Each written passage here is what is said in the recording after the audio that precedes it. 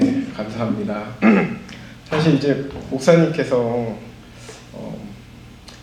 주일날 말씀이 길어지실 때가 있어요. 네, 누군가 대신해서 설교를 할 때 말씀이 기신데요. 오늘 사실 이 아래서 얼굴이 굳은 사람이 아마 제가 아니었나 싶습니다. 웃을 수가 없어요. 왜냐면 강대상 원래 주일날 한 번만 저는 강대상에 올라옵니다. 언제? 찬양 인도할 때. 그런데 2번 올라오는 날이 있는데요. 그날은 웃을 수가 없어요. 긴장이 너무 돼서 사실 웃을 수가 없는데요. 감사한 것은 우리 진호벨레 아름다운 교회 지체분들이 항상 너그럽게 또한 마음을 받아들일 준비를 하고 들어주신다는 것입니다. 담임 목사님뿐만 아니라 모든 사역자들을 올라올 때 이러한 마음이지 않을까 합니다. 그래서 저도 하나님 말씀을 함께 나누는 마음으로 함께 말씀 나눌 텐데요. 오늘 여호수아 4장 19절로 24절 말씀을 가지고 기억하고 기념하라는 제목의 말씀으로 함께 은혜 나누길 원합니다. 저에게는 삶 가운데요, 기억에 남는 사건이 있습니다. 바로 사무엘을 처음 안아보았던 그때인데요. 부모가 되는 첫날이기도 했지만 그 작고 어린 아이를 처음 안았을 때 자는 모습의 얼굴을 잊을 수가 없겠더라고요. 또 잊을 수 없을 뿐만 아니라 그 얼굴을 여전히 기억하고 있습니다.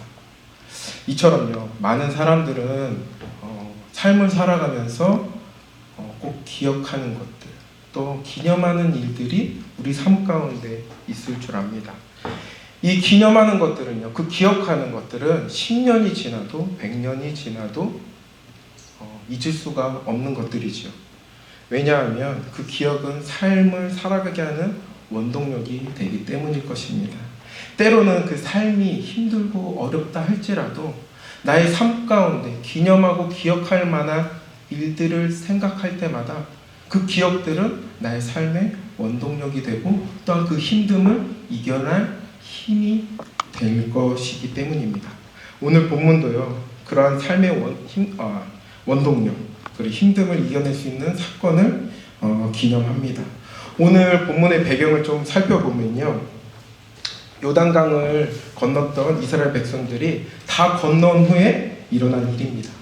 바로 이스라엘 백성이 먼 이방 애굽 땅을 나와서 40년의 긴 광야 생활을 마감한 그 순간인 것입니다. 뿐만 아니라 마침내 하나님께서 약속하신 그 약속의 땅에 첫 발을 내딛는 그 순간인 것입니다.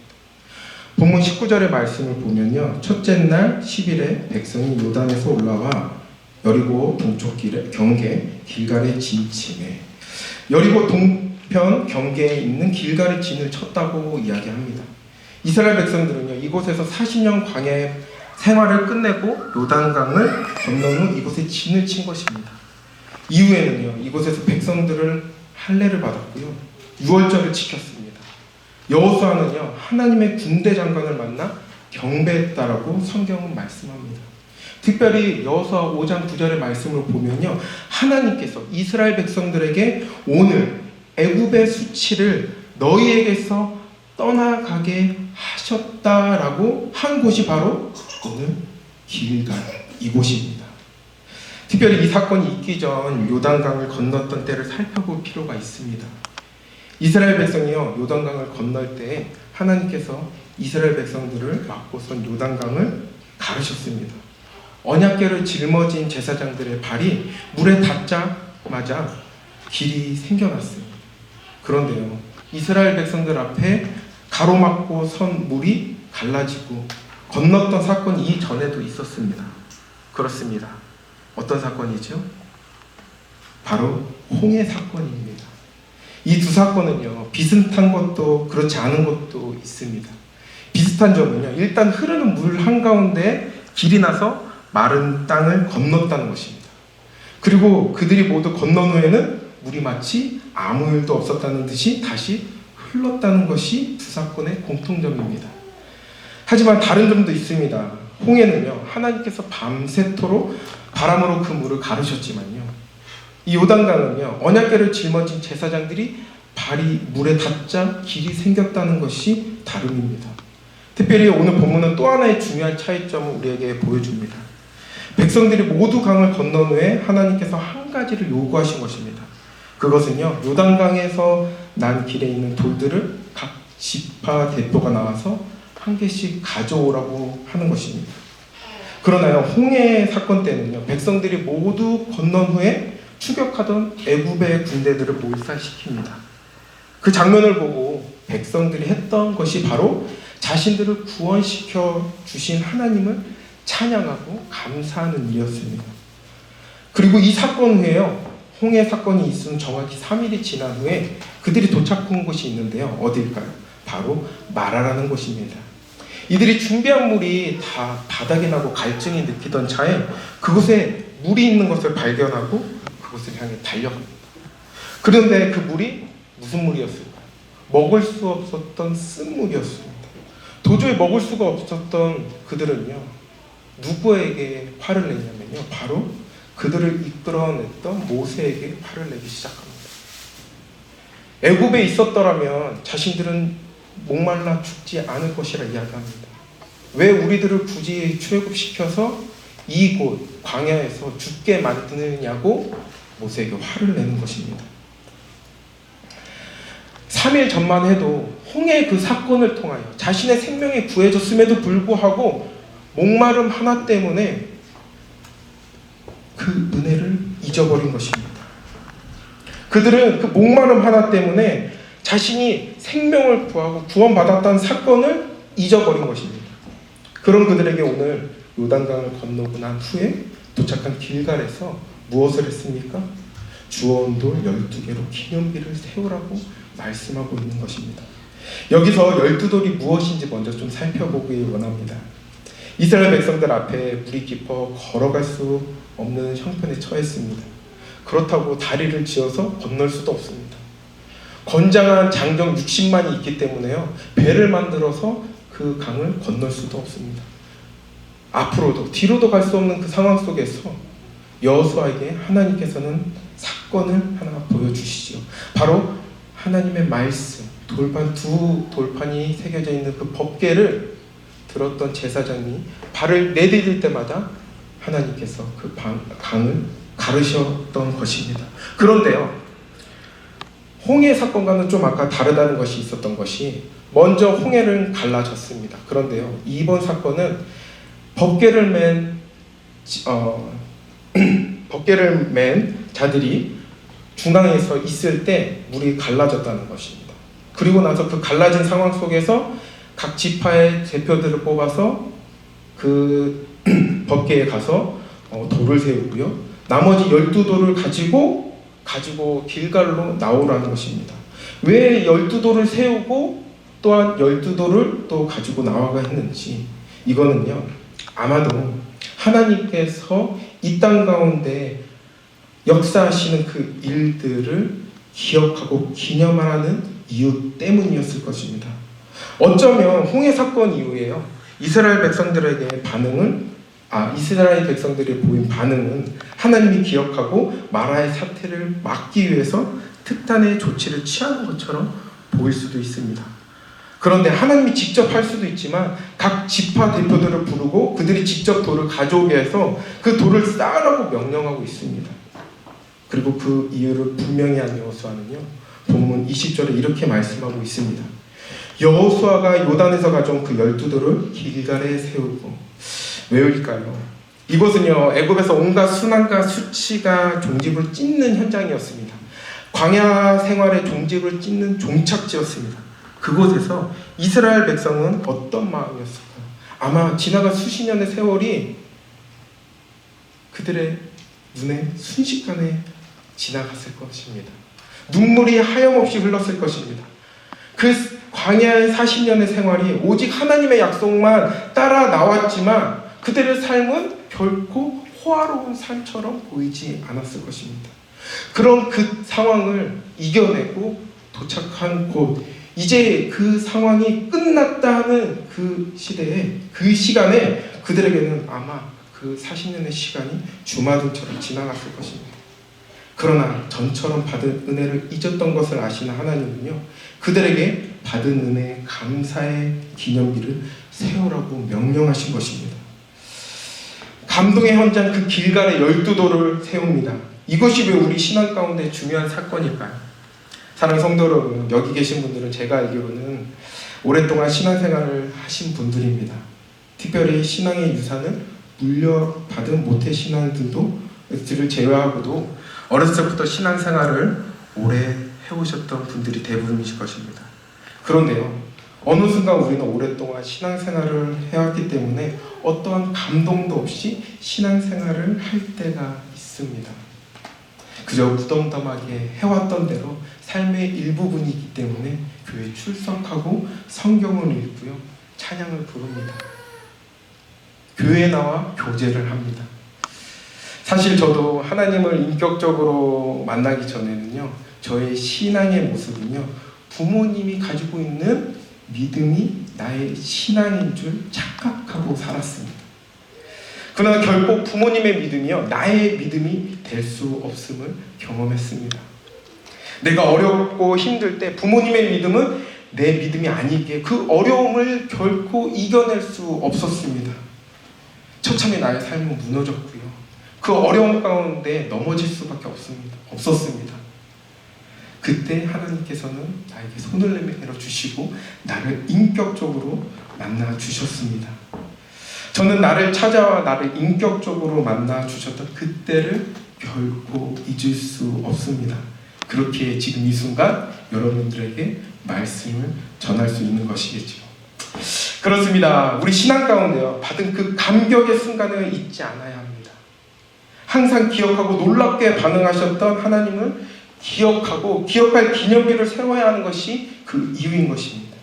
인격적으로 만났던 그때가 여러분들은 언제십니까? 기억하십시오. 잊지 마십시오.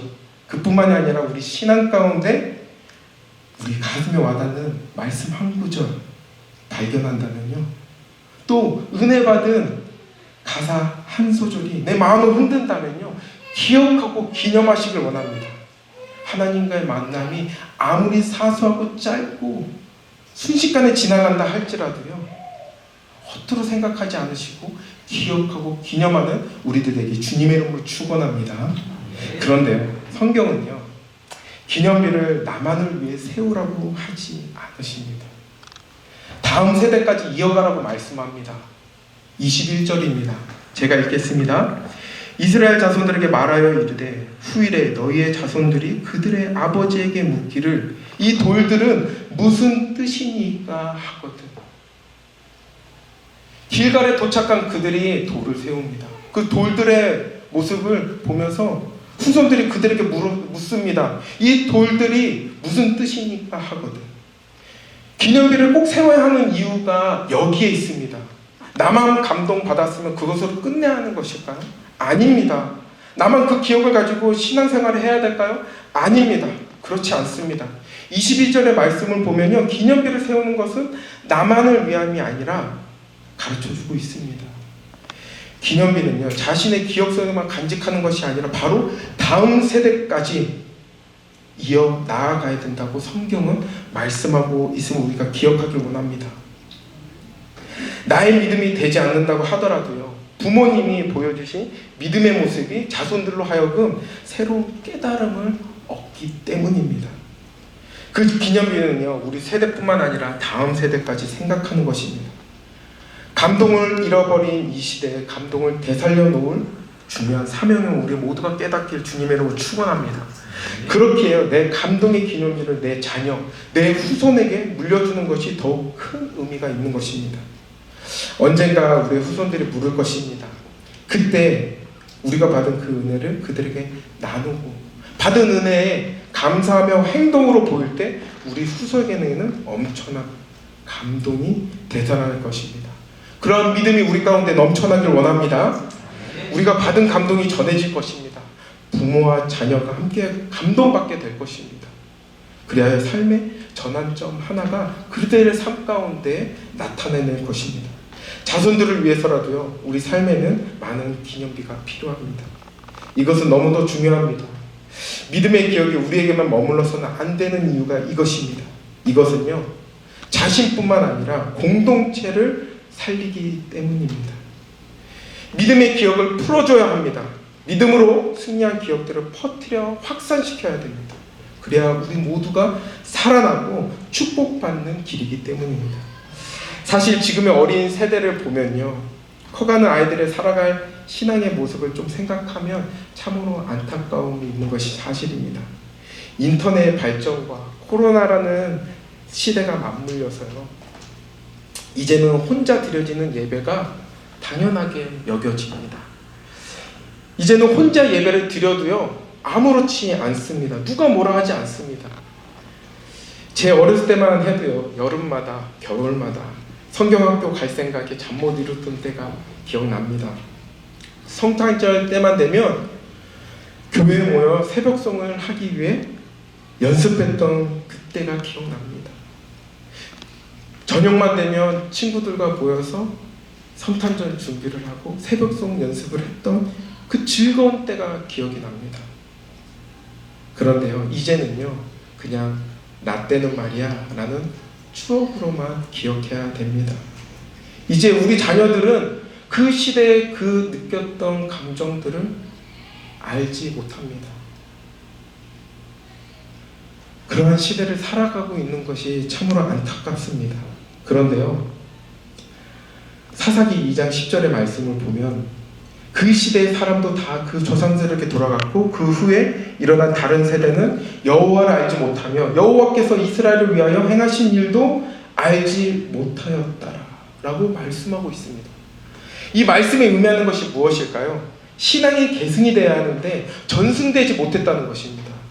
계승되지 못했기 때문에 이스라엘 백성들 사이에서 하나님의 이름도 알지 못하고 우상 숭배를 마치 당연한 듯이 버젓이 행하는 일들이 일어나고 있다는 것을 경고하고 있는 것입니다. 꼭 이게 사사기 시대에서만 일어나는 것일까요? 아닙니다. 지금 시대에, 인터넷 시대에, 코로나라는 이 시대 가운데 모이지 않아도, 예배드리지 않아도 우리 젊은 세대에게는 당연한 시대가 되고 말았습니다. 그렇기 때문에 기념하고 기억해야 되는 것이 왜 후세에게 중요한 것인지 우리가 깨닫길 원합니다. 잘 사느냐 중요한 것이 믿음의 핵심이 아닙니다. 얼만큼 풍요롭고 살고 정말 세상을 누리며 살아가는 것이 중요한 것이 아닌 시대 싸움인데 우리는 무엇을 지키며 살아가야 될까요? 바로 믿음의 계승이 있는 공동체를 만들어가야 하는 것이 우리의 이유인 것입니다. 그런 것을 믿길 원합니다. 우리나라 문맹률은요, OECD 가운데 최저 수준에 있다고 합니다. 그만큼 우리나라의 교육열은요, 얼만큼 대단한지 알 수 있습니다. 예배가 끝나고 우리 원장님을 통해서 이제 교육을 받을 건데요, 교육열은 정말 우리 한국인의 교육열은 굉장히 뛰어납니다. 특별히 한국어를 넘어 다른 나라 언어에까지 중요성을 강조합니다. 영어에 대한 열정 또한 대단합니다. 어릴 때부터 국제 감각을 익히기 위하여 어학 연수를 보내고요, 유학을 보내게 됩니다. 무엇을 그런데요, 먼저 기억할 것이 있습니다. 무엇일까요? 바로 기초입니다. 기초가 무엇일까요? 바로 무엇을 계획하던, 무엇을 건설하던 반석을 이야기합니다. 근데요, 삶의 기초는요, 바로 말씀과 믿음이 견고해야 된다고 성경은 이야기합니다. 그래야 우리 공동체가 소망이 있기 때문입니다. 그 삶 가운데 정말 기초가 든든해서 그 삶이 잘 자라날 수 있기 때문입니다. 믿음 생활의 핵심은요, 다른 것이 아니라 하나님의 말씀을 심는 것입니다. 하나님의 구원과 그 역사를 내 마음 가운데 깊이 새기고 기억하는 것입니다. 그리고 그것은 여기에 머물러서는 안 되고 전승되어야 된다고 오늘 본문은 이야기합니다. 계승되고 확산되어야 합니다. 그래야 우리 모두가 살고 우리 공동체가 살아납니다. 그렇기 때문에 기억하고 주님의 이름을 기억하고 계승하는 우리들 되길 주님의 이름으로 축원합니다. 우리 교회는요, 매달 첫 주일 3대 통합 예배를 드립니다. 자녀가 함께 손자와 함께 예배를 드립니다. 이것을 중요하게 생각하는 이유가 바로 우리가 받은 은혜의 감동을 그들도 경험했으면 하기 때문입니다. 우리의 자녀가, 우리의 후손이 우리가 받은 감동의 그 기념비를 원하기에 함께 예배 드리는 것입니다. 우리 교회는 캠핑도 자주 갑니다. 가면 고생일 그 캠핑을 많은 성도님들이 즐거워하며 갑니다. 아이들은 그곳에서 섬기며 교제하는 모든 순간을 담아낼 것입니다.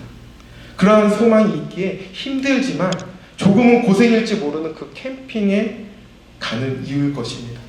이처럼요, 자녀들은 감동의 기념비를 기다리고 있습니다. 우리만 필요한 것이 아닙니다.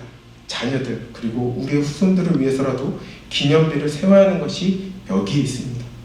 그런데 감동의 기념비를 멀리 보는 안목을 가지고 세워야 된다고 오늘 본문은 이야기합니다.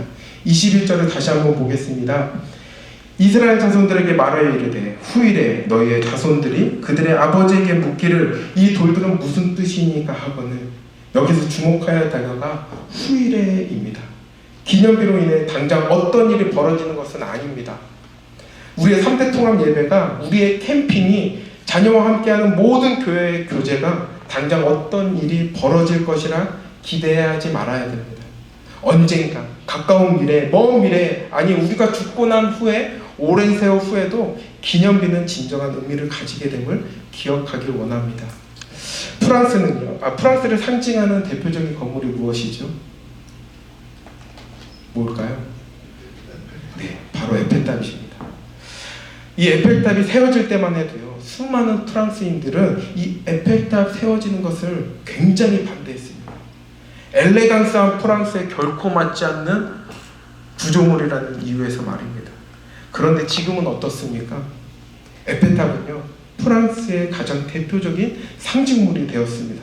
세계의 많은 사람들이 에펠탑 하나 보기 위해서 프랑스를 방문합니다. 사랑하는 성도 여러분, 기억하고 기념하십시오. 그리고 이처럼 하나님의 능력과 구원을 기억하는 자에게는요, 하나님이 주시는 큰 축복이 있음을 우리가 기억하기 원합니다. 본문 23절에 함께 읽도록 하겠습니다. 너희의 하나님 여호와께서 요단물을 너희 앞에서 마르게 하사 너를 건너게 하신 것이 너희 하나님 여호와께서 우리 앞에 홍해를 말리시고 우리를 건너게 하신 것 같으니. 여기서 반복되는 단어가 하나 있습니다. 바로 건너게 하신다입니다. 하나님께서 이스라엘 백성들로 하여금 홍해를 건너게 하셨고요, 요단강을 건너게 하셨습니다. 다시 말해서 우리가 당하는 난관과 어려움을 능히 통과하게 하신다는 것입니다. 요단강을 이스라엘 백성들이 어떻게 건너가는지 자세하게 살펴보겠습니다. 여기에 홍해 사건과 요단강 사건의 또 다른 차이점이 하나 있습니다. 홍해 사건은요, 하나님께서 홍해의 물을 가르신 다음 지도자 모세를 필두로 백성들이 한꺼번에 건너게 됩니다. 그리고 다시 모세가 지팡이를 홍해에 가르치자 그 갈라졌던 물이 원상복귀 됩니다. 그런데요, 요단강은요, 건너는 장면에서 특이한 장면이 하나 눈에 들어오는데요, 먼저 언약궤를 맨 제사장들이 요단강의 길을 만들었다는 것입니다. 그들이 먼저 앞서 행하면서 요단강에 통과한 것이 아니라 요단강 중앙에 그냥 서 있었습니다. 그리고 백성들이 그 앞을 건너게 된 것입니다. 모든 백성이 다 건널 때까지 이 제사장들은요, 어깨에 언약궤를 맨 채 계속 그 중앙에 있었습니다. 그 후에 각 지파의 대표 12명이 나와 제사장 주위에 있는 돌을 꺼내서 길갈에 세운 것입니다. 그 사이에 여호수아는요, 제사장들이 있는 그 다른 곳에 돌 12개를 세우고 길갈에 기념비가 하나 세워지고 요단강 중앙에 또 기념비가 세워진 것입니다. 이 모든 작업이 이루어질 때까지 언약궤를 맨 제사장들은 그냥 가만히 서 있었습니다. 이 모든 것이 끝나고 이제 마지막으로 제사장들이 그 길을 벗어나자 요단강은 다시 흐르기 시작한 것입니다. 사실 언약궤는요, 하나님의 임재를 상징합니다. 그리고 이스라엘 백성들에게 언약궤는 하나님과 동일하게 여겨졌습니다.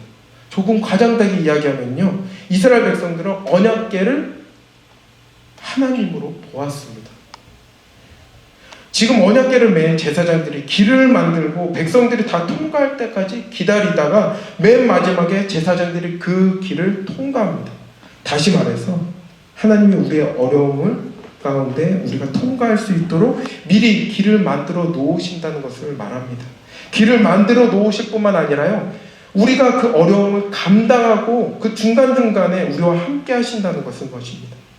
그리고 모든 것들을 다 감당하고 해결되어질 때까지 하나님은 기다려 주신다는 것입니다. 요단강을 갈라서 그 한가운데를 건너가게 하신 하나님은 지금도 살아 역사하십니다. 신실하게 변하지 않으시고 우리와 함께 하신 분을 기념하길 원합니다. 기억하길 원합니다. 누가복음 17장 17절로 19절의 말씀을 보면요, 예수께서 대답하여 이르시되 10사람이 다 깨끗함을 받지 아니하였느냐? 그 9은 어디 있느냐? 이 이방인 외에는 하나님께 영광을 돌리러 들어온 자가 없느니라 하시고 그에게 이르시되 일어나 가라, 내 믿음이 너를 구원하였느니라 라고 말씀하고 있습니다. 이거는 너무도 잘 아는 사건입니다. 10명의 문둥병자가 예수님을 찾아와서 치료해달라고 부탁을 합니다. 그들의 부탁은요, 예수님은 가서 제사장들에게 너의 몸을 보이라고 말씀합니다. 그 말에 10명은 제사장이 갑니다. 그런데 그 와중에 자신의 몸을 보니 깨끗함을 입었습니다. 그리고 제사장을 만났을 때 완치되었다라는 판정을 받았습니다. 그 과정에서요, 너무나 기뻐서 살던 곳으로 열심히 뛰어갑니다. 이제 그들은 병 때문에 헤어졌던 가족들과 친구들 더불어 한 공동체에 살아갈 수 있다라는 희망을 품고 뛰어갔습니다. 참 자유의 시간을 그들에게 주어진 것입니다. 그런데요, 그 나음 입은 10명 중에 사마리아 사람도 있었습니다. 이 사람도 완치의 판정을 받았습니다. 당연히 고향으로 가야 하지만 갑자기 자신을 치료해준 예수님을 찾아갑니다. 이 기쁨의 소식을 누구보다 또 기다릴 가족의 품을 잠시 접어두고 자신을 치료해주신 예수님께 달려갑니다. 그리고 감사의 말을 전하며 주님께 영광을 돌립니다. 이 행동에요, 예수님의 마지막 말은 이것입니다. 내 믿음이 너를 구원하였느니라. 가장 어렵고 힘든 그 시간에 자기 자신을 기억한 주님을 그는 잊지 않았습니다. 비록 병 때문에 멀리서 소리를 쳤지만 그 소리를 들으시고 치유의 은혜를 베풀어 주신 그 주님을 그는 기억했습니다.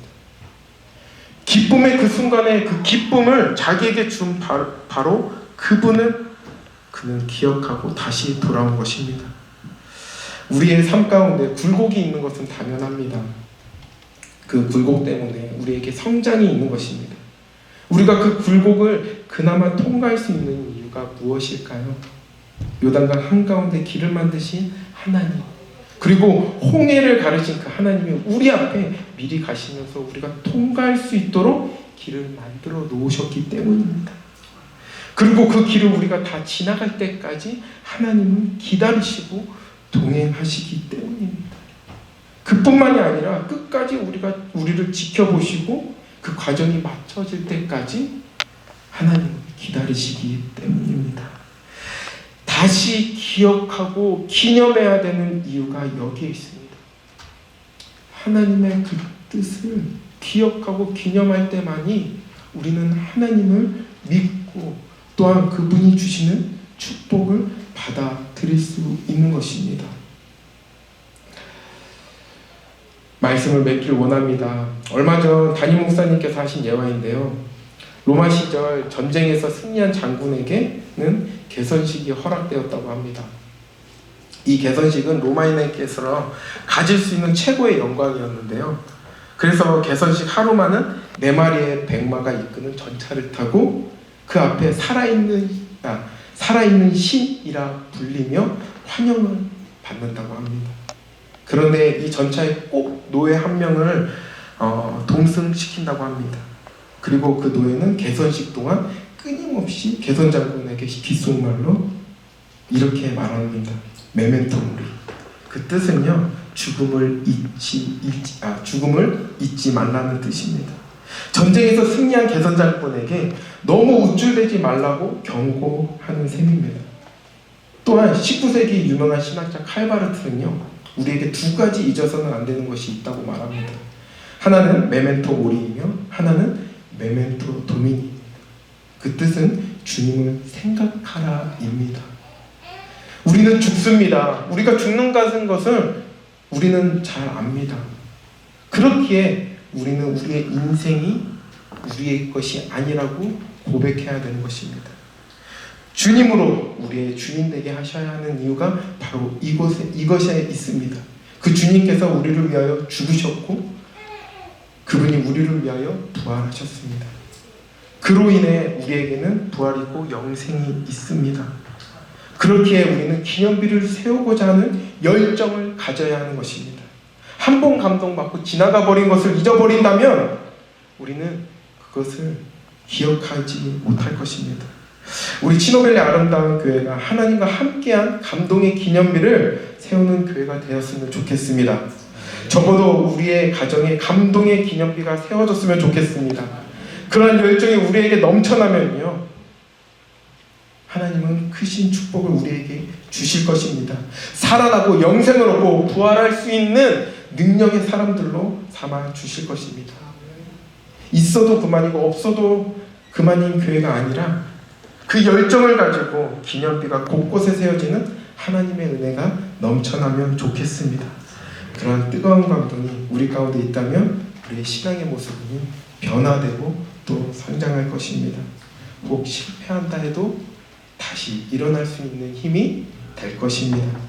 그러므로 여호와의 열정과 믿음을 배워가는 우리 모든 치노벨리 아름다운 교회의 지체들 되길 주님으로 축원합니다. 아멘. 기도하겠습니다.